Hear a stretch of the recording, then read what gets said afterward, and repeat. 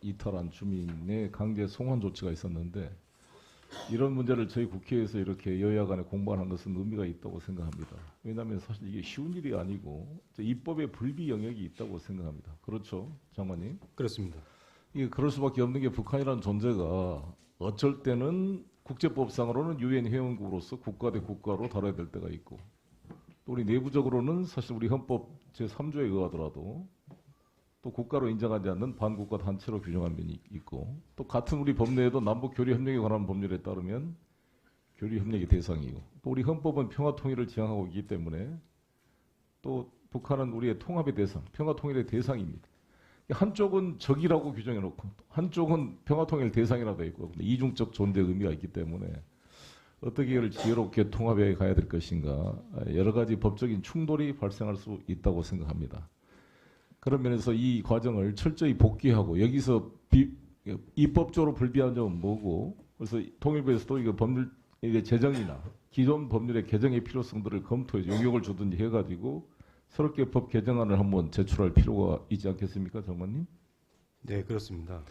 그리고 그러니까 이걸 이렇습니다. 지금 이제 귀순 의사라는 것이 탈북자가 처음부터 귀순할 목적으로 장기적 준비를 해오다가 오는 과정에서 경비병의 제지를 받아가지고 뭐 경비병을 뭐 어떻게 부딪혀가지고서 살인 과실치사가 있었더니 살인 행위가 발생했던 것과 그와 상관없이 그 내부에서 내부적 이유로 범죄 행위를 저지르고 살인 행위를 저질렀다가 도망치다가 이제 와서 여기 와서 하는 귀순 의사.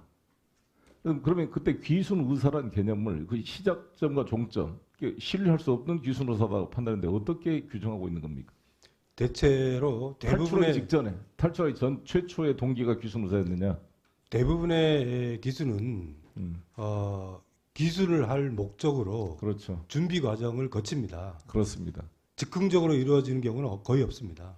맞습니다. 이 경우는 귀순 의사는 없이 내부적인 이유로 살인행했고 무슨 가혹행위에 대해서 반발을 했다 그러지만 거기에 대해서 살인까지 가는 것은 용납될 수 있는 행위가 아니죠.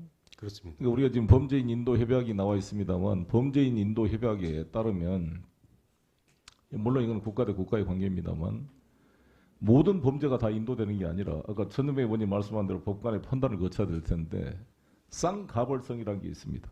즉 인도를 요청하는 국가에서도 범죄 행위가 구성이 되고 또 인도 요청을 받는 나라에서도 범죄 행위가 되는 것. 우리가 또 살인 행위는 뭐 모든 만국의 공통적인 범죄 행위이기 때문에 당연히 그것은 범죄 인도 대상이 된다고 생각합니다. 그리고 난민이라는 것도 사실 인종, 종교, 국적 특정 사회 집단의 구성원, 신분 또는 정치적 견해를 이유로 박해를 받았을 때 난민이 되는 것이지 그것과 아무 상관없이 이렇게 일반적 살인 행위가를 저지른 경우에 난민 대상이 될 수는 없는 것이죠. 네, 비정치적 살인은 네. 난민 보호의 대상이 아닙니다. 그렇습니다. 그래서 사실 저는 이제 북쪽에서는 탈북자들은 항상 범죄를 저지르고 도망친 범죄인이다 이렇게 비난을 하고 있죠. 그렇지 않습니까? 대부분? 네, 통상적으로 그렇습니다. 통상적으로 그러면 저는 제가 탈북자들한테 한번 모니터를 물어봤습니다. 제가 아는 탈북인들한테 이런 사안에 대해서 강제 송환한 것에 대해서 어떻게 생각하느냐.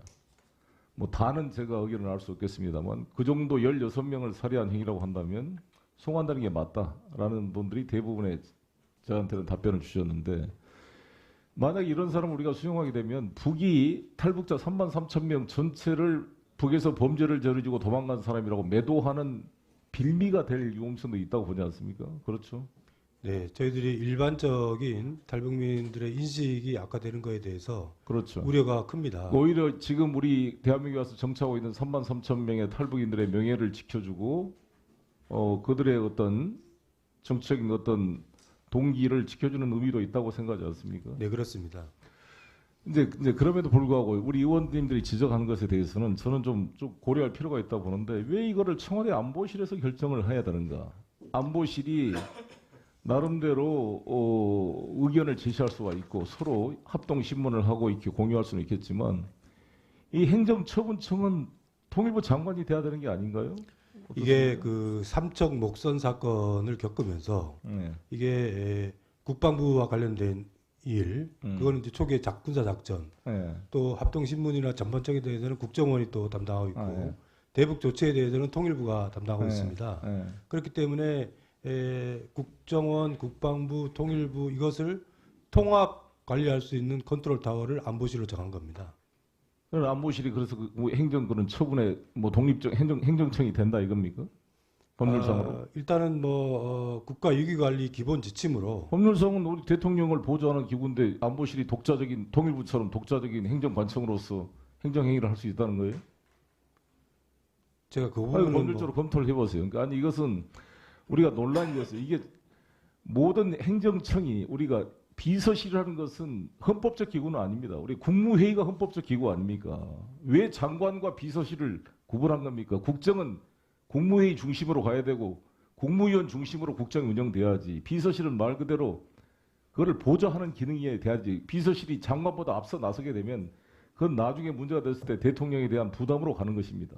어느 정권이든 간에. 그래서 그 부분은 좀 검토를 해봐야 될 것 같은데요. 그 삼청 목선 사건 같은 경우에는 네. 결국 여러 부처가 관련돼 있었기 때문에 국무조정실에서 발표를 한 그래서 것이고 어찌됐건 이번 사건을 통해서 우리가 배워야 되고 우리가 연구를 해서 미비점이 뭔지 여러 가지 것들을 보완하는 계기로 삼았으면 좋을 것 같고요. 아무튼 이걸 법률적, 입법적 미비사항, 그다음 매뉴얼 같은 거에 보완해야 될 사항들을 체크해서 이와 같은 유사한 사례가 재발될 가능성이 있는 거 아니겠습니까? 그리고 남북과의 앞으로 대화 속에서 이런 문제에 대한 처리 방안들을 업그레이드 시킨 계기로 삼아야 된다고 봅니다. 이것을 가지고 정치적 공방을 하기보다는 누가 보더라도 우리가 처한 위치의 어떤 이중성 때문에 발생한 이런 문제이기 때문에 이것을 계기로 오히려 우리 제도를 한 단계 개선시키는 계기로 삼아 주시기를 바라겠습니다. 네, 그렇게 하겠습니다.